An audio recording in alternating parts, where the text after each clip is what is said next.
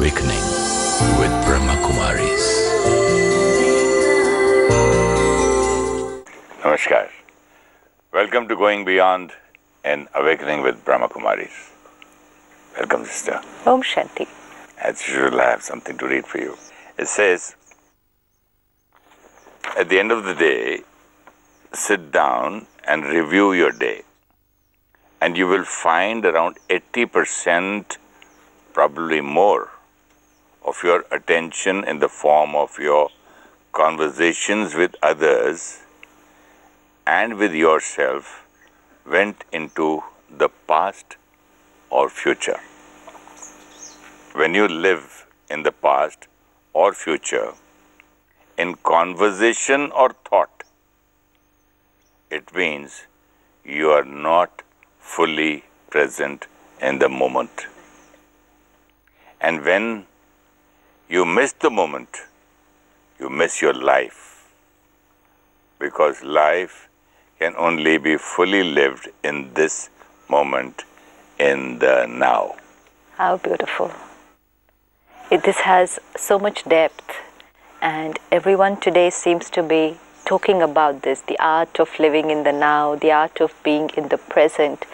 And yet we just need to stop and check just for an hour.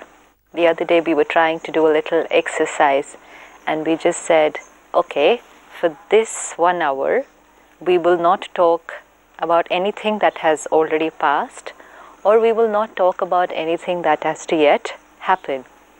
And it was a conscious attention, no talking past or future. And after some time, we realized there was nothing much to talk about. And we were just looking at each other and said, what do we talk about? Because it was something we was never aware of before, that we're actually always talking about the moment which has already passed. Moment which is not in our control. Behaviors of people or of our own selves, already passed, not in our control. And we're constantly, that's why what you read out, either in thoughts or in conversation. I'm in still the past. shocked about that game you played for 1 hour, and I'm still there. Yeah, what see, can and you are in the past. Yeah, Yeah. because I didn't know what to talk. I mean, I thought you were wrong. Yeah, no. But when I heard you saying, The game, we were like really trying, because every time we learn at the Brahmakumaris, don't live in the past, don't live in the future. And sometimes we used to think, it's okay, who thinks so much about the past and the future? Future, we're not even thinking about it. We flow with every day that's going to come. Past, we know because we learn every day. Past is over, full stop, because these are learnings. It's been put in us since years. I mean, for 15 years I must be hearing past is past. It's over. It's full stop. So the knowledge is there. And yet the awareness was not there, that we are living in the past. It's like 3 compartments, 3 minutes. The minute that passed, the minute now, and the minute which is yet to come. The one past and the one yet to come, not in my control. And the one here, just this moment, in my control.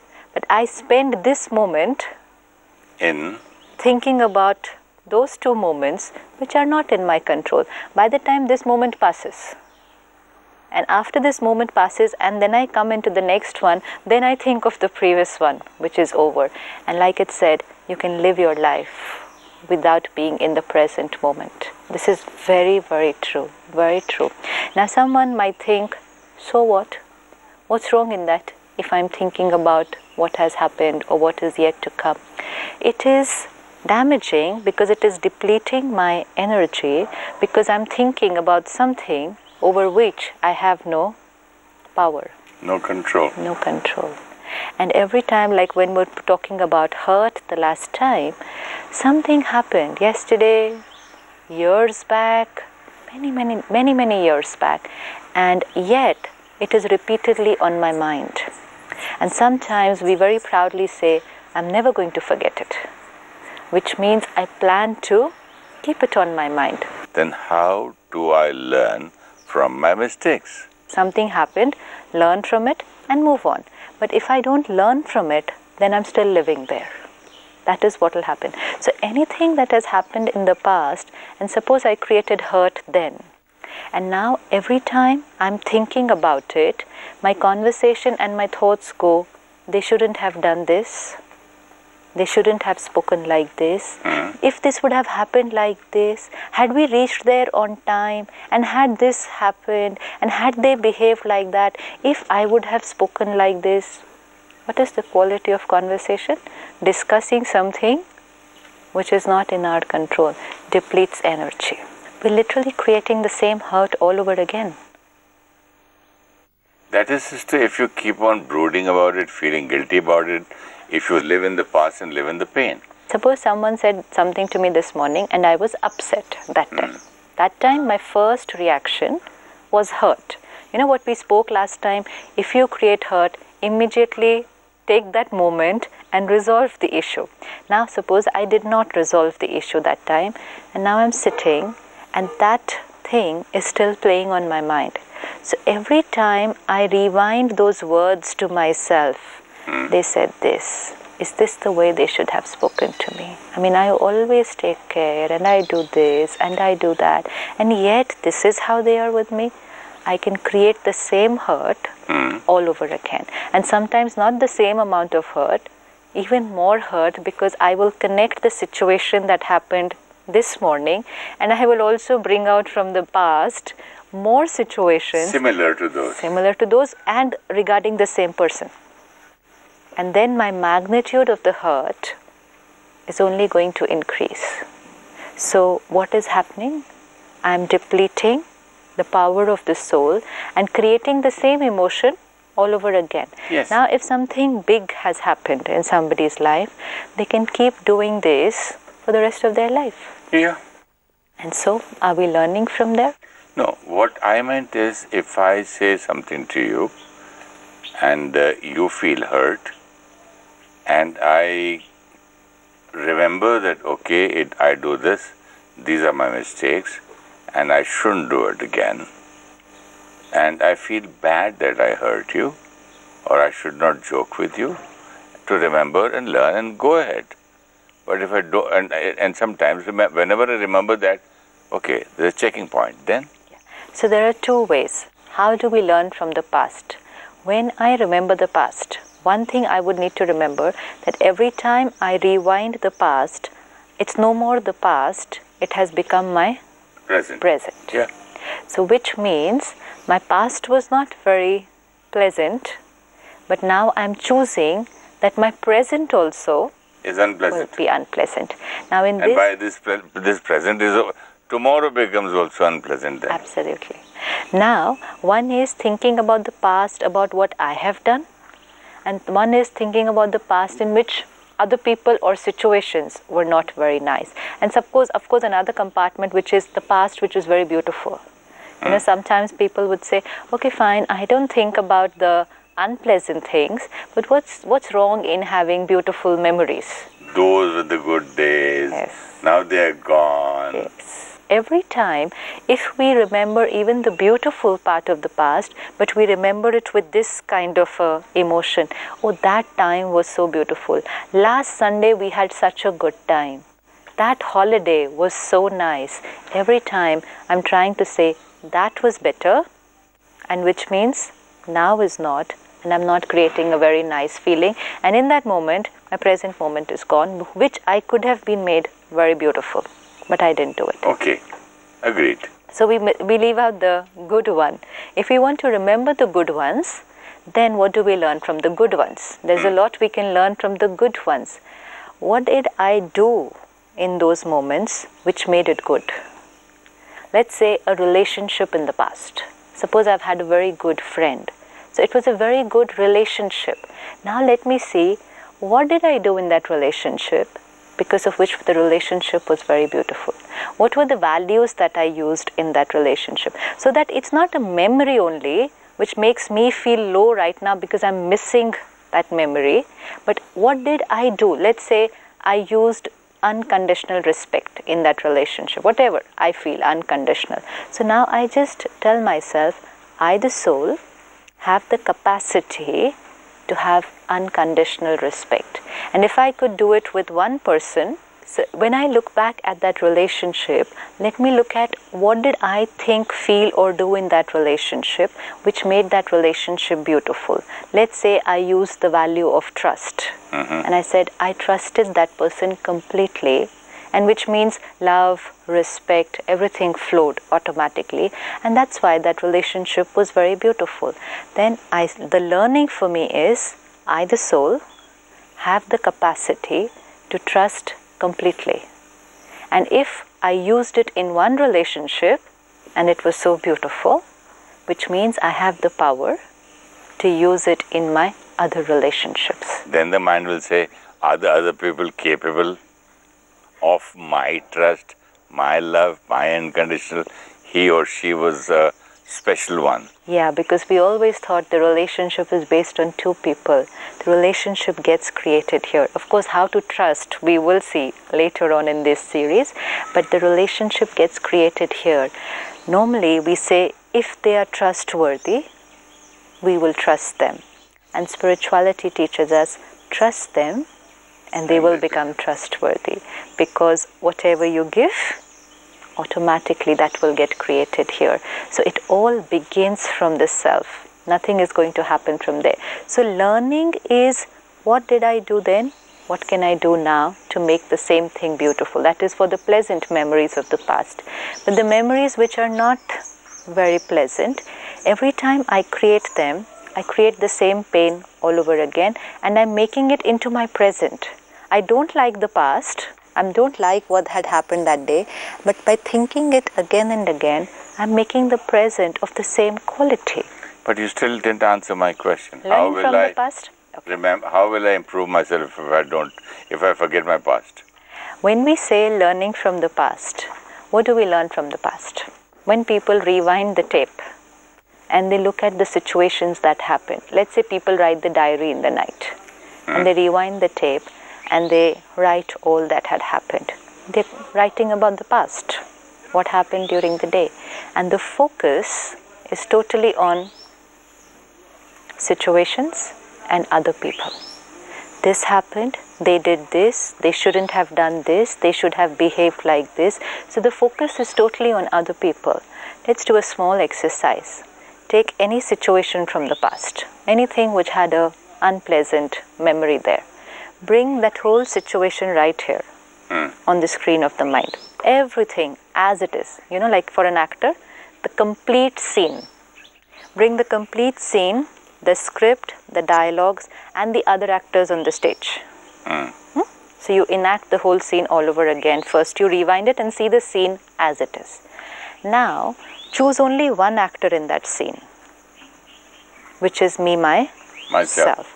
And now look at that actor and say, if I, the actor, was given another chance to enact this scene, like if you were given another chance to enact any scene in any movie, something which you're not happy with your performance now, and if you were given another chance to play the same scene, wouldn't you visualize how you would do it in another way? This is learning from the past. The only thing is, in this case, we think that other people didn't perform well, and so I got hurt. But now when we rewind, we will just say, they said what they had to say, they did what they had to do, and my performance on that day was of hurt or anger or whatever the list. And now, given a chance, or my performance on that day was hurting others. Yes, that is guilt. This is guilt. No, but it's a past experience. It's a past experience. So I did a mistake. Right. And I hurt people. Right. So by speaking say too much. Right. So I should speak less. Good. So now, not just say it to yourself. I should not do this, I should do this, I shouldn't have got hurt. See the scene all over again. The entire scene all over again. All the stimulus all over again. All the actors there. And see myself performing the whole scene in a different way. A different thought, And then how will that help me? How that will help me if I see the whole process. See, what happens is we create a random thought and we let it go.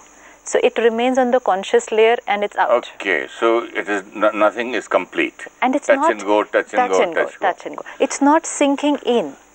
Okay, so replay the whole scene. Okay, then replay and play it again. So next time I do this again, and then full stop. Then it is in your memory. It's in your emotional memory. When you create the visualization of the scene, visualization is very important. When we create a visualization, that whole scene gets imprinted here and we spend time on it. Now we do three things in this because the soul is three faculties: mind, intellect, sanskar.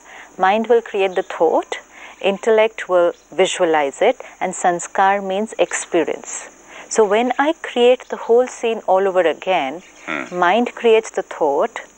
This time I will speak like this. This time I will be stable. This time my way of talking will be sweet, calm. Even if they say something, I will reply like this. This is the mind. Intellect will see me doing it, how I will do it. And sanskar feel that experience. That when I do it that way, how will I feel? If we spend that much time, then it has gone in. It's gone into the subconscious. Just creating a thought, oh, next time I will not talk like this. Very soon, we are doing the same thing all over again. Because it's a temporary thing. I will remember for 1 day, 2 days, 3rd day, because it's an old sanskar. Sanskar has to be replaced, not just a thought. What we reacted that time, the last time, was not a thought reaction. It was a sanskar which had emerged in the thought, feeling and behavior. So the replacement will have to be at the level of the sanskar, which means much, much deeper. So then see myself doing it, let this go inside. Now the next time a similar or different situation comes up, that will emerge from the subconscious. And once that emerges and my behavior is different, again sit back and say, okay, today when I did this scene this way, I felt nice. And the soul reaffirms to itself, this is the right way for me. It takes little time to work with the self. Otherwise, it's thought, decided, from tomorrow I won't do it, next time the same thing happens again and again. So this is what it says, that sit down at the end of the day. This is learning. Learning, what do we normally learn? They spoke to me like this last time. When I meet them again, I'm not going to talk to them. This is our learning from the past. The last time I trusted people and they cheated me, next time I'm not doing business with anybody. This is learning that we do. Last time I met that friend, I did so much for him, he still got angry. This time when I meet him, I'm not going to do anything. Whatever he wants, I'll just do that much and finish. This is not learning. This is damaging. This is finishing my own quality. And this means I got hurt that day and I'm actually getting hurt now, and I'm also going to get hurt when I enact it this way. But so many times you hurt people without intention. So then, if we have hurt people without intention, we still need to sit back and check. Because if someone is hurt, then something has happened. Something has happened. Maybe it was not my intention, but something has happened. There has been a stimulus from my side. Even though that I understand that the other person is creating their own hurt. Now we understand this, that I did not hurt them. So remove that line, that I hurt them. But they have experienced pain and the stimulus was from my side. That means I at least need to apologize for having sent the stimulus for them.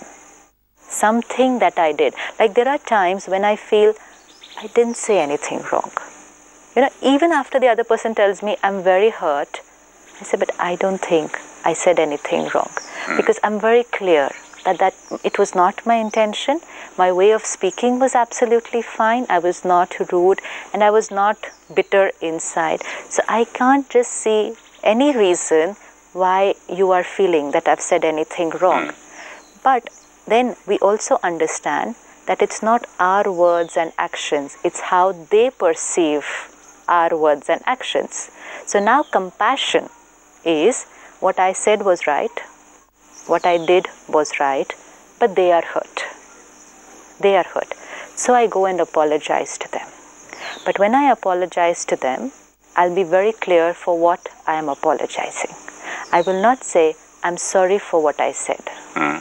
I'm sorry for what I did. No. I'm sorry that you were hurt. So you can say, I'm sorry that you are hurt, and radiate so much love, because it's already there. You don't need to create it. You were never angry, or you were not being rude anyways. So the love is very natural, but it's always good to apologize. Simply because for the other person, the apology is a stimulant to feel better. Because the word was the stimulant to feel hurt. Most of us, in fact, almost all of us, live with this deep belief system that their word hurt me, right? So which means a word from another can hurt me, but also a word from another can make me feel better.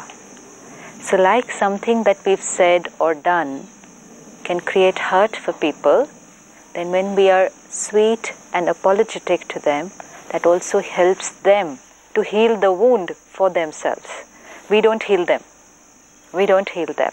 But it's just that we can say, because while saying we are also radiating that vibration to them, and that will help them to heal themselves. So we should not think too much about apologizing, because for some people apologizing can be an ego problem. They will not be able to say sorry, and there is something that blocks them or stops them from being able to say sorry to people. But what we should realize is that our one word, but with a pure intention, not because many of us can use the word just for the sake of using the word and internally feel, I don't think I did anything wrong, but okay, if sorry makes them happy, I can go and say sorry to them. And then they will say sorry, okay, sorry. It doesn't work. So we should be very clear why we are saying sorry, so that it will be an honest sorry. If my words were wrong, my behavior was wrong, then I will apologize for my words and my behavior. And if my intention was right, but it still has created hurt for somebody, then very clear with the conviction and the words that I'm sorry that what I did caused pain for you. So I'm sorry that you are hurt. Difference, because otherwise we can land up saying sorry number of times and yet keep repeating the same things again and again, because internally we're not really sorry, and most of us are not. We feel we are right but are apologizing, and then once we feel that a particular behavior can create pain for somebody else, then it's also high time to sit back and check, review, learning from the past. What can I do the next time so that I do not go through pain and guilt, and no behavior of mine can cause hurt to other people. But beyond that, then stop thinking about it. Stop thinking. Reason being, our remaining stable will also send the right vibrations to the other soul. That's very important, because otherwise our thinking too much for them, if it's pain or guilt, also is radiating to that soul. So send the good vibrations and then full stop. And meditation is a good way to send very good vibrations to the other soul. Just bring that scene from the past, emerge all the souls who may have said or done something because of which we created hurt, or souls to whom we said or did something because of which they created hurt. How many will you remember? How many souls? Anytime. From school, childhood till today. It's very nice, Sometimes we do meditation at the Brahmakumaris, emerge everyone with whom we've had past karmic accounts. And if you don't remember? You don't need to remember. Just the thought, I emerge all those souls to whom I have become the stimulus to cause pain. I don't have to sit and name them. I don't have to see their faces there. It's a thought. It's a thought and the vibration reaching. I emerge all those souls who may have created pain because of what I did. And it need not even be souls in this lifetime. I can just create a thought. I emerge all the souls with whom I've had a slightly negative account in the past, because let me heal that account. If I don't heal that account, it's going to pop up sometime or the other. So this may look like imagination to a lot of people, but every account is only an energy exchange. So if we send that right energy, while sending it, we will get healed and it will definitely reach that soul. Do I send them apology? Do I send them love? Yeah, I send them love. And we can always have an apology. Maybe if I was the cause to hurt you. Yes, of course. Absolutely. Because I was definitely the cause, the instrument. The stimulus. We cannot say that soul is weak or strong. No, not at all. I'm the Whatever, cause. see, we are I'm not, part of it. Yeah, we're not here to say someone is weak or someone is strong. Let's say if you hit me with something now and it hurts me here, I get wounded here, you can't say, I just hit that much. If you're weak, what can I do? Yeah, I may be weak, I may be very, very weak, and a little stick like this and I'm wounded, but still, there was an interaction and something that you did caused pain. So definitely a sorry, because it's just a way to begin the healing process. Then the soul will do the healing for themselves, but at least I begin. And the apology is also a way to say, it's over. It's over. That's very important. It's like saying, okay, topic closed. Otherwise it can be on both the minds for a very, very long time, and then we're just not coming out of the past into the present. We could be moving on to the next task, moving on to the next interaction, the next meeting, but the past, the words, the scene is still living on our mind. So the apology silences my mind, the one who's made the mistake, and the apology also helps the other soul who's in pain to begin the process of silencing their mind. At least it's the beginning, unless they get that, and that's why many of us wait for the sorry. But slowly, as we realize that we are creating it, let's also not wait for the sorry, because now we understand it's only a word which we use to begin the process. Sometimes the other person might not say sorry. So let's not wait. Sometimes the sorry can come after an hour, sometimes after 10 days, and sometimes after 10 years, and sometimes never. So are we going to live in pain just because they did not apologize? It's only a word. Say the word to yourself, because I'm sorry to myself for all the pain and the hurt that I created. Say the sorry, finish the past, move ahead. Wonderful. So nice both the ways we can do. Both the ways, of course, definitely. And now, living in the present, we were talking about, I am listening to you right now and giving full attention.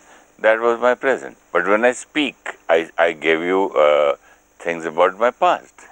But the difference and what now, I should do in future. Yeah, but the difference now about what you spoke about the past was about what I should have done, I could have done, and how I'm going to do it now. So you're learning from the past. So by learning from the past, you are changing your present. See, this was learning from the past. Learning from the past to change my present sanskar. The other one could have been, I just said that much to them. What is there to feel so bad about it? They've just made a big issue out of nothing. Is this the way to just sulk for just one word? Then you're just rewinding the past. Right now, we chose the incident from the past, but we were totally in the present, because we were working on our sanskar of the present. Once I'm working on my sanskar in the present, I don't need to worry about the future. Thank you very much, sister.